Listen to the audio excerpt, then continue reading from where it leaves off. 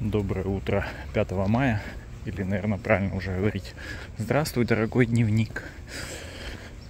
Ладно, шутки в сторону. Обычно я в этой локации начинаю запись видео, когда еду в какую-то красивую новую страну, в какой-то красивый новый город.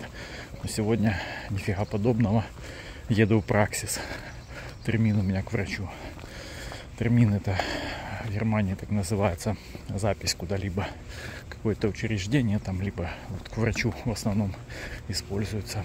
В общем, встреча. Как-то так и начинается утро. Не с кофе. В общем, у врача отстрелялся. Надавали новых терминов. Если бы вы знали, ребята, что мне там делали. Блин, старость не радость, конечно. Бегу домой буквально на полчаса, а потом в школу на политику. Ехал в дороге, решал эти билеты политические. Ну, блин, много я подзабыл, честно говоря, несколько дней к ним не прикасался. Довольно сильно уже из головы вытерлось, особенно те вопросы, которые я чисто визуально запоминаю по каким-то словам, то есть смысла которых вообще не понимаю. Там сложные слова немецкие вообще фиг поймешь. Вот. Поэтому надо чуть поднажать. До экзамена осталось не так много времени, поэтому буду тренироваться. Немножко немецкого креатива рекламного.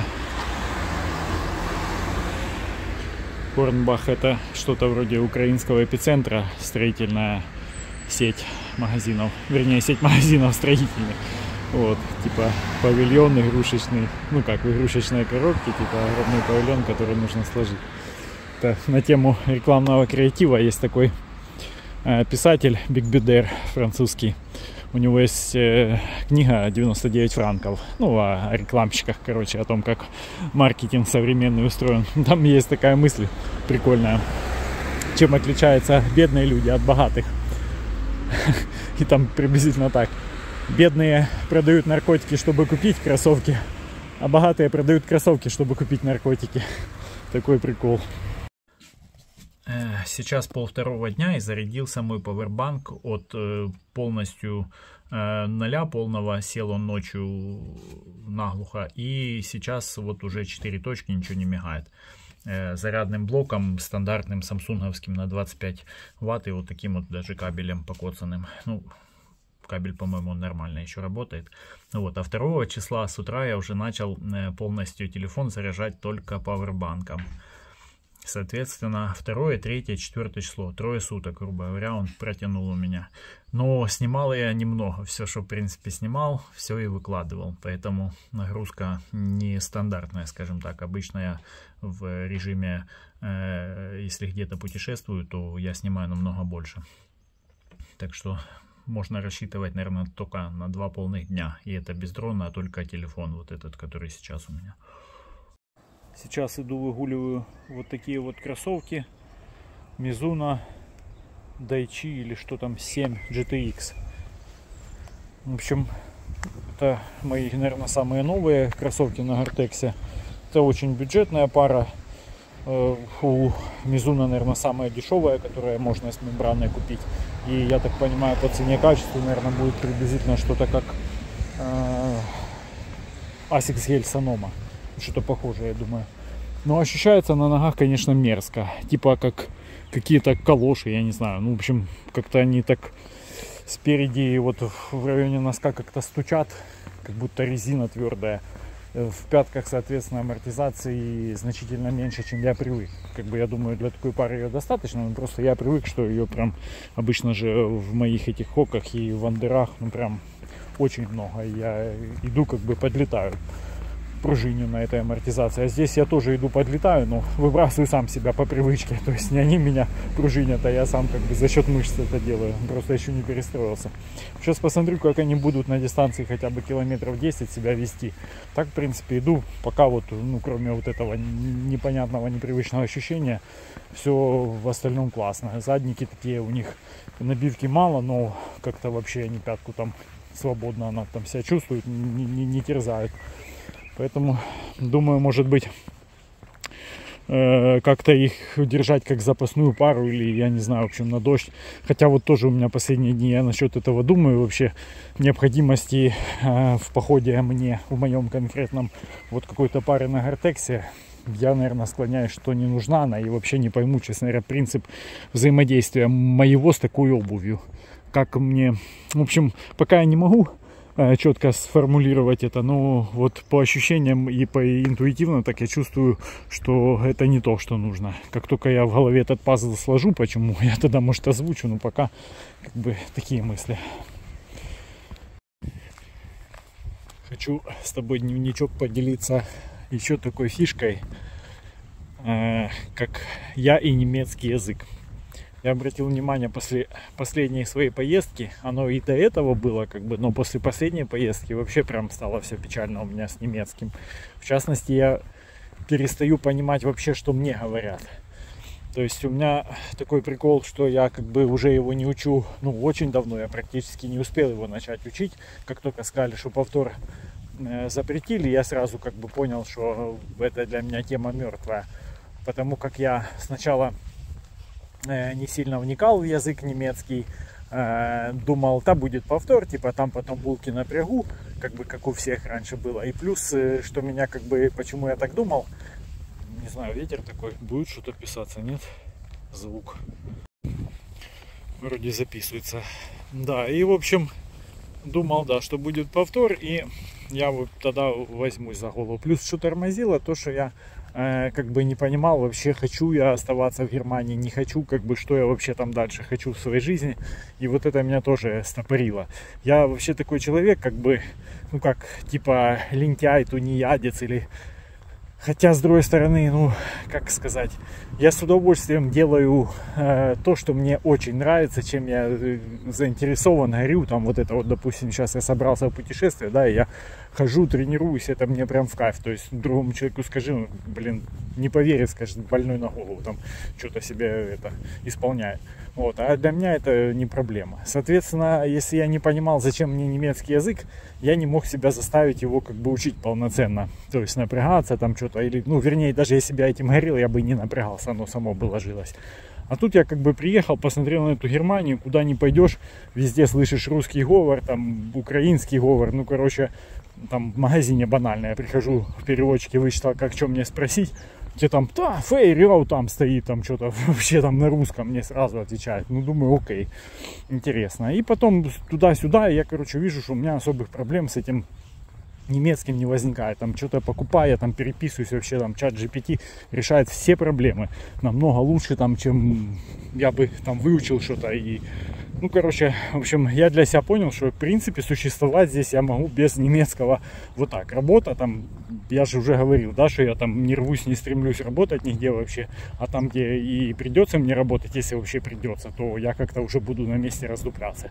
Типа, может, тогда это и будет тот волшебный пинок, который заставит меня немецкий начать учить. В общем, да, и как бы мотивации было у меня 0. И тут я начинаю ездить по Европе и понимаю, что в моей голове весь тот английский, который я тоже его никогда не учил, но он как-то автоматически за всю жизнь там отложился, правильно? Ну, то есть там что-то со школы, что-то с видео, что-то много всего там спортивных всяких я программ смотрел в оригинале, скажем так, уже просто наслышанность какая-то. В общем, ну, такое. И я вижу, что этот весь мой английский, он сейчас в смеси с моим остатками моего немецкого, и это полный трэш. Я не могу ничего вообще сказать. Там мне человек просит там, типа, дай 1 евро, а я не могу вспомнить, как это eins или, блин, one. О, one вспомнил. Ну, типа, короче, это просто ужас в голове. Просто смесь из 2 языков. И, опять-таки, я понимаю, во-первых, это угнетает, да, что непонятно, что в башке. А во-вторых, что ты понимаешь, что тебе этот немецкий, ну, не нужен. Вот я не знаю, где я завтра буду жить. Скорее всего, что я буду вообще где-то бродяжничать, блин, по миру. И получается, нафига мне этот немецкий, да? То есть я с таким пониманием с последней поездки приезжаю в расстроенных чувствах, что я толком не на английском не могу говорить, что немецкий этот мне наоборот только мешает, там, он там нафиг никому не нужен, где там я был, в Голландии, Бельгия, Франция, короче, все отлично общались бы со мной по-французски, да, ой, господи, по-английски. Но, к сожалению, у меня там и тот мини-мини английский, замазанный немецким. И, короче, я в расстроенных чувствах это приехал, и что-то, видно, подсознательно так уже себе там отключил тумблер этот, что немецкий для меня умер. И как-то вот так вот. Сейчас я уже хожу и вообще ничего не понимаю. Я прихожу на политику сегодня. Ладно, там в праксисе тоже были приколы. И раньше я на ресепшене там мне что-то говорят, я хотя бы одупляю, что. А сейчас вообще не в дугу. Они какие-то слова такие используют. Ну, оно или так совпадает, или это мне уже эти слова совсем непонятны и незнакомы. Я прям беда. Ну, короче, как-то там в больничке раздуплился, но, говорят, в следующий раз приходи, типа, с переводчиком желательно.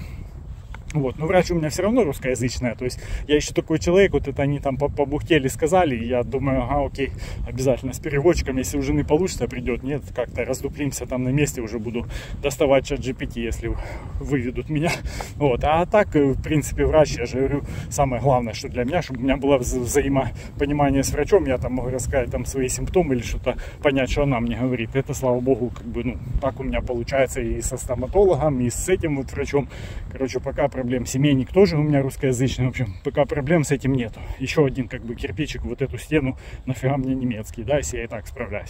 Не, я все там понимаю, вот это глобально, как там жить в стране, не знать языка, это все ясно. Но по факту, я же говорю, из-за моего характера тунеядского, ленивого, да, и плюс вот это все, что нет мотивации, не знаю, сколько я в этой стране проживу, так вот оно у меня и складывается.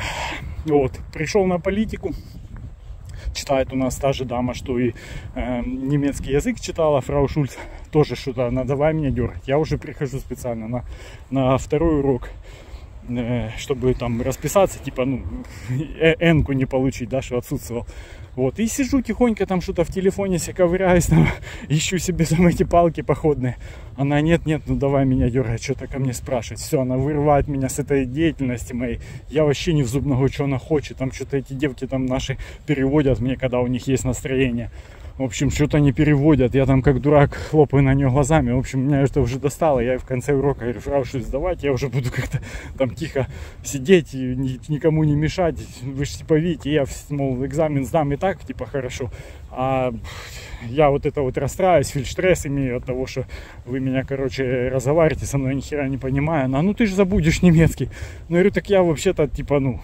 Меня это вообще не смущает, а наоборот, типа, она, ой-ой. Ну, а я же такого же мнения о ее преподавательских способностях, типа, ну, вернее, как, не то, что способностях, она там, может, преподаватель неплохой, тут, как бы, не мне оценивать, а вот в плане педагогическом, то есть она видит, чувак вообще не настроен, как бы не хочет, и зачем ты теряешь на него время? Окей, если ты хочешь там кого-то научить чему-то, ну так отдай это время тем людям, которые реально что-то хотят, готовы с тобой разговаривать и так далее. Ну, то есть вот в этом плане она как-то не одупляет, с кем надо разговаривать, с кем не надо. Ну, я бы лично так делал. Если бы у меня в группе сидело 3 тунеядца, я бы на них вообще бы время свое не тратил, типа, с ними все ясно. Ну, как-то она, короче, это ее дело. Ну, меня вот это вот подбешивает. Так что она меня выведет, я буду ходить не то что на второй урок, а, наверное, уже там без 5 просто расписаться. Ну, тут осталось там пару дней, короче. Ну, не пару дней, там сколько, неделя или 2, чуть меньше, вот, до конца этого всего курса. Так что вот такие приколы с языком, пускай это все зафиксируется, не знаю, как жизнь сложится, потом переслушай, если что, поугараю, какие у меня мысли будут. Может, я там через год буду щебетать уже на B2, блин, на немецком. Ну, хотя очень маловероятно. Скорее всего, я больше, ну, уже у меня мысли появляются выучить английский хотя бы на каком-то удобоваримом уровне. Может быть, как раз и займусь этим в путешествии. Кстати, я вот тоже так думаю. Я привык, что-то постоянно телефон из рук не выпускаю, что-то или с капроновой головой общаюсь, с GPT-шкой, с Гроком, там, короче, с этими 2 братьями-акробатами. Вот, а там же надо будет идти постоянно, телефон не напасешься, он будет садиться и все такое. Ну, понятно, что там красиво я сниму, это да, там какую-то информацию посмотрю.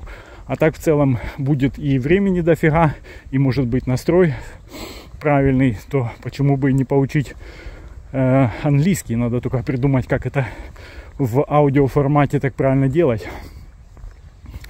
Кстати, хорошая идея. Вот, блин, даже вот пришла сейчас в голову. Отлично, что я ее записал. Надо будет покумекать, как это можно реализовать.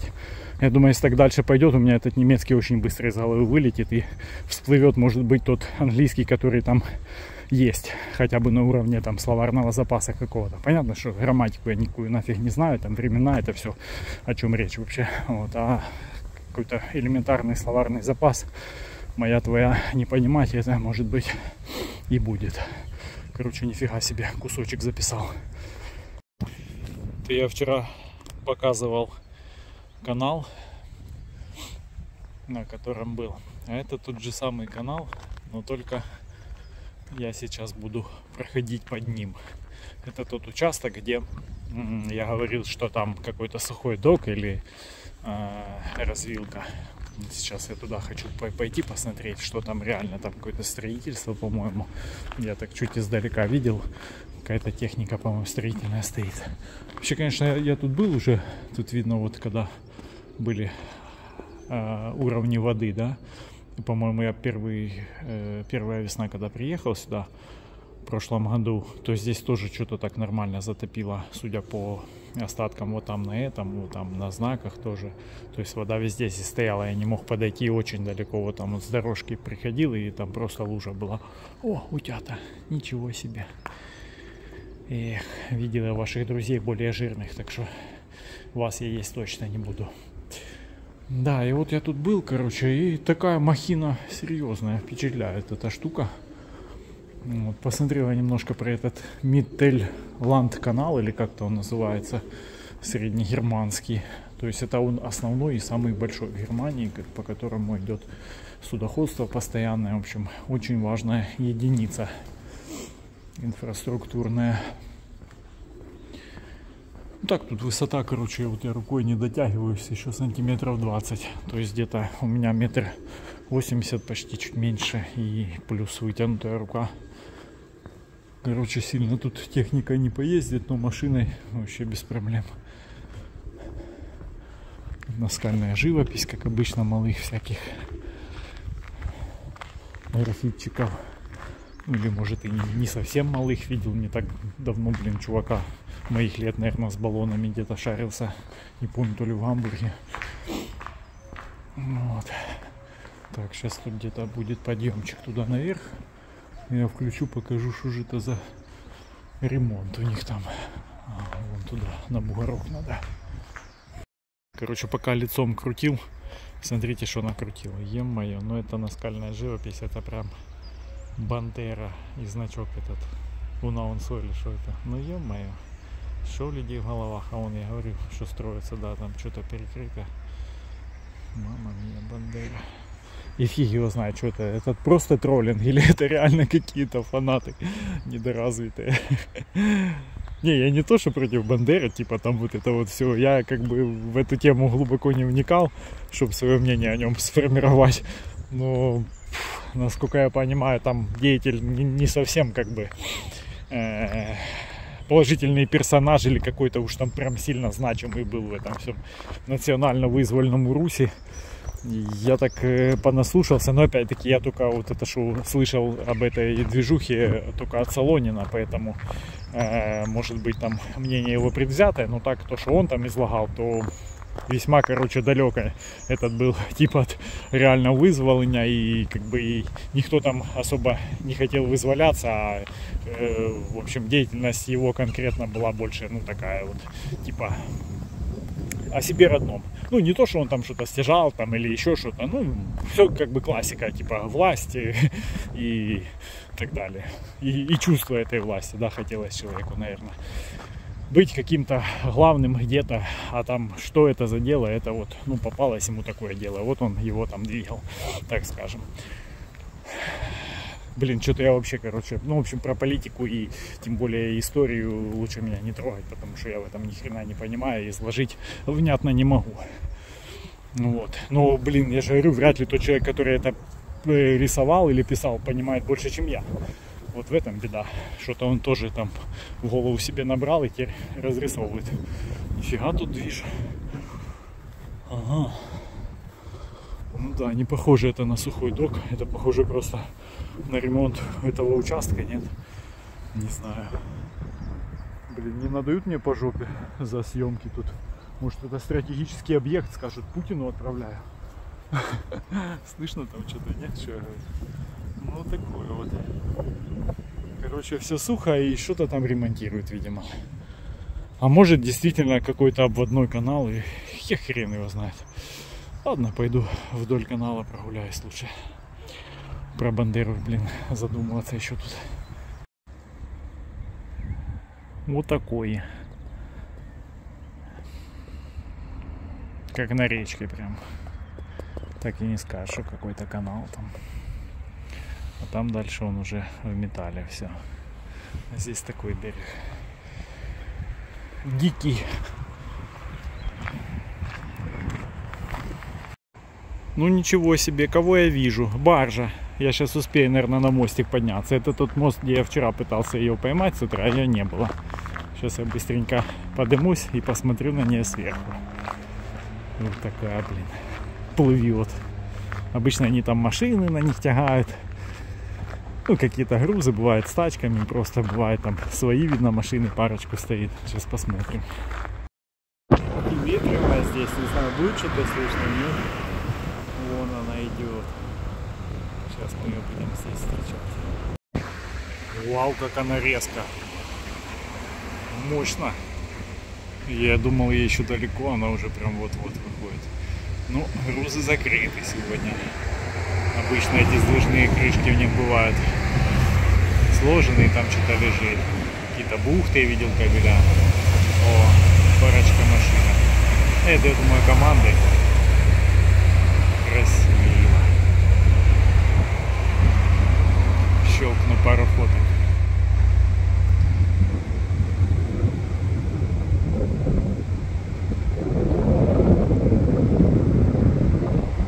Чувствуешь себя будто в каком-то порту, ничего себе, баржи ходят. Ты посреди города еще и не особо крупного. Ну и что это за безобразие? Ё-моё, посреди города овец пасут. Беспредел. Ну, не совсем посреди, конечно, но только что я вышел из такого нормального микрорайона. Щиплет централку. Я нашел, где отключить наконец-то эту говорилку. У меня там стояла автопауза, и когда я останавливался, он не считал мне дальше шаги. Потом же я рассказывал, что тренировка продолжена. Получается, портил мне статистику. Я так хожу, мне важно, сколько я в час прохожу, да? А он мне считал по чистому ходовому времени. Вот я вышел там гулять, хожу 2 часа, допустим, походил. А километраж, ну, соответственно, не тот, потому как он... Короче, ну, я думаю, понятно, я объяснил. Вот, а теперь я буду с остановками, со съемками, со всем. Вот этот более правильное для меня время, короче, понимать. Вот. А так-то я уже понял, что я хожу из 9 минут. Вчера я выходил несколько раз. То есть в среднем по такой вот местности, то асфальт, то сыпуха какая-то, я иду в среднем в темпе 9 минут. Ну, когда хочу быстро. А так, если не спеша, то 10 чем-то. А вот со съемкой сколько будет, сейчас посмотрим. Пока овечки и мелкие вон там есть. И с черными мордочками. Интересно, как овца будет по-немецки. Я не знаю даже. По-английски знаю. Щип. Барашек Шон. Милахи. Ну, сейчас, как в прошлом году, весной бегал здесь. Не прямо здесь, а вот там вот идет человек с собакой, и там стоит указатель какой-то, это перекресток. Вот сюда все было залито водой. И там дальше по прямой вот так вот можно было добежать до перекрестка следующего, и тоже вода. Короче, и по двум сторонам вода, тоже по полю полностью все залито было. И я бегаю очень рано, ну где-то там в районе 5:30, короче, выходил уже на пробежку. Я встаю, в принципе, всегда почти 5 часов, ну вот там года 3 уже. И, соответственно, пока зарядку сделаю, и потом на пробежку. 3 раза в неделю где-то я бегал, километров по 5, в общем, вот сюда гонял. Ну, мне хорошо, здесь машин нету, короче. И вот бегу, блин, ночь еще, по сути. Луна, блин, светит. Эти, короче, лунные дорожки с 2 сторон по воде. Я такой бегу по асфальту посреди моря какого-то непонятно. Вообще нифига ж не видно там, чтобы глобально. Думаю, ё-моё, где я? Что я тут делаю вообще? Или там, наоборот, когда луны нету, гуси, короче, на этом... плавают на этой же воде, что-то там вылавливают прошлогодний урожай, наверное. И я их не вижу вообще. Бегу себе тихонько, никого не трогаю. Тут что-то как жахнет, как шандарахнет. Короче, это они там всей стаи давай взлетать. В общем, было дело. Да, а сейчас забил на бег. Уже давненько не бегаю. Что-то как-то в один момент прям как отрезало. Набегался и все. Что-то уже не хочу. И думаю, а что я буду себя типа заставлять. Вот зарядку делаю. Хоть и понимаю уже, что надо менять комплекс упражнений. Но все равно делаю то, что делал. Уже мышечная память, скажем так. Вот, а вот бег как-то чукс и все. Ну, сейчас вот другие формы нагрузки, как говорится. Ну, зато как бы польза тоже с этого была и очень большая, я считаю. Я выносливость свою в любом случае поднял. Там, я сейчас нет-нет, где-то опаздываю, или вон там дождь грозился залить. Я взял да побежал, мне там без проблем. Я сейчас в любой момент стартану и 5 спокойно себе пробегу. Ну, в невысоком темпе, конечно, там не забег какой-то, а потихонечку, как бы, ну, зато ничего не будет отваливаться. Такие дела, блин. Кстати, вот по поводу кроссовок, сколько там сейчас 7, только что пропищал ухо мне. Ощущаю, что тоже конденсат здесь собрался в носках, как и вчера в Пегасусах. Вот, кстати, по резине что? Мишелен. Видимо, поэтому она и ощущается так. Ну, это что там? Это Play, это трек назад, перемотка. Ну, вот. Так что Gore-Tex, конечно, обувь хорошая, но, я же говорю, конденсирует. И она хоть и пропускная, но носки вот беговые, синтетические аж полностью специальные, они как бы быстро влагу от ног отводят. И, видимо, там она не успевает паром выходить, соответственно, конденсат какой-то собирается. Ну, вот получается, что в походных условиях там постоянно эта влага и будет. И как ее оттуда убирать, фиг его знает. В общем, вот я же говорю, у меня по Gore-Tex сейчас неоднозначное понимание, зачем они мне вообще нужны в походных именно условиях. Так-то в дождь выйти понятно, в магазин сходить или там в снег слякать тоже понятно. А вот в походе, не знаю. Опа, тиш-теннис. Когда-то тут с малыми играли. Часто попадаются такие столы, но это шпильплац детский, в общем-то, тут как бы понятно, что будет такое. Ну и так, в принципе, где-то там возле дома у меня по дороге в школу стоит. Какие-то они такие бетонные, сетка алюминиевая, да, как там в Украине с алюминиевыми сетками такими, тут весов порядочно. Ё-моё. Оторвали бы с мясом. И бортик вот такой, тоже килограмма, блин, не знаю насколько. Что у меня в голове, господи, блядь. Ужас. Алюминий сдавать. Не, ну не то, что я хочу, я не особо его там когда сдавал. Вообще никогда, может, в детстве. Ну, просто, чтобы вы понимали, как бы, разницу. Что хотел сказать, вот сейчас смотрю, уже 20% аккумулятора осталось в телефоне, а я гуляю меньше 2 часов и снял там, ну сколько, вот это где-то полчаса видео сейчас будет. Вот и, блин, как с этим телефоном ехать, не знаю, за 2 часа и полчаса видео усаживается почти. А выходил я было то ли 85, то ли 100, я не помню. У меня он просто обычно там до 85 стоял, типа защита аккумулятора. Сейчас я его снял, но вот не помню, сколько было, когда снимал. Точно он почти был полный, но может быть не до конца. Да хоть даже и 85, если было, это же все равно беда. Полчаса видео. То есть вот и выходит, что его надо постоянно держать на пауэрбанке, по-другому никак. Блин, что-то думать насчет телефона другого. Ну так, насколько он будет дольше держать. Не знаю. Может, камеру отдельно. Задумался, я что-то думал, DJI-ку какую-то, Pocket Mini там, или как-то она, что-то, Pocket какой-то, короче. Ну, тоже она денег стоит, и вес дополнительный, это ж к ней там комплект какой-то. Тоже ее заряжай.